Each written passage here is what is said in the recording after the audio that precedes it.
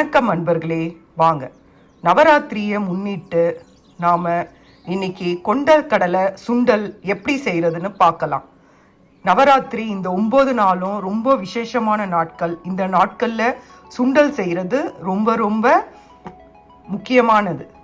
அதனால நாம இன்னைக்கு கொண்டக்கடலை சுண்டல் எப்படி செய்யலான்னு பார்க்கலாம். இந்த கொண்டக்கடலையை நான் 1/2 கப் அளவு எடுத்திருக்கேன். 1/2 கப் அளவு சுண்டலை நான் முன்னாள் இரவே ஊற வச்சு எடுத்துக்கிட்டேன். இதனை நாம நல்லா அலம்பிட்டு குக்கர்ல 2 விசில் இல்லைன்னா 3 விசில் உங்க குக்கரை பொறுத்து வேக வச்சு எடுத்துக்கோங்க. வாங்க பார்க்கலாம். நவராத்திரினாலே சுண்டல் தாங்க விசேஷம். அதனால நாம இந்த 9 நாளும் 9 வகையான சுண்டல் நாம எப்படி செய்யலான்னு பார்க்கலாம். இப்ப நான் கடலைய வேக வச்சு கொண்டு வந்துட்டேன். பாத்தீங்கன்னா தெரியும், கடலை நல்லா வெந்துடுச்சு. இப்போ இந்த கடலைய வெந்துடுச்சு. இந்த கடலையில இருக்க தண்ணியை வடிகட்டி எடுத்துடலாம். வாங்க அடுத்து என்ன பண்ணலான்னு பார்க்கலாம். ஒரு 2 டேபிள் ஸ்பூன் தேங்காய் துருவுனது எடுத்துக்கோங்க. கொஞ்சம் கறி லீவ்ஸ், 1 பச்சை மிளகா, அதை பொடியா நறுக்கி எடுத்துக்கோங்க.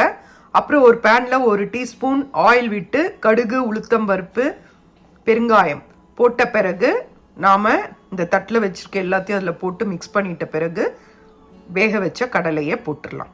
பாருங்க, 1 ஸ்பூன் ஆயில்ல கடுகு, உளுத்தம்பருப்பு, பெருங்காயம் போட்டுட்டேன். இப்போ நாம தட்டில் வச்சிருக்க தேங்காய் துருவல், பச்சை மிளகாய், கறிவேப்பிலைய போட்டுடலாம். போட்டுட்டு வதக்கி விடுங்க.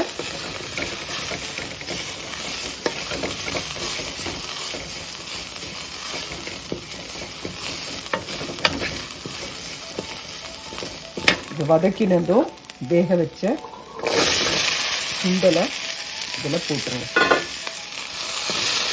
போட்டுட்டு கலரி விட்டுடுங்க. தேவைக்கான அளவை உப்பு ஆட் பண்ணிட்டு அடுப்பை ஆஃப் பண்ணிடுங்க. அடுப்பு எரிய வேண்டாம். அந்த சூடுலேயே இதை கலரி எடுத்துட்டா சூப்பராக இருக்கும். இதை செஞ்சு பாருங்க. ஒவ்வொரு நாளைக்கும் ஒவ்வொரு சுண்டல் உங்களுக்கு நான் செஞ்சு காட்டுறேன். இப்படி தான் சுண்டல் செய்யணும். இது ரொம்ப அருமையாக இருக்கும். செஞ்சு பாருங்கள்.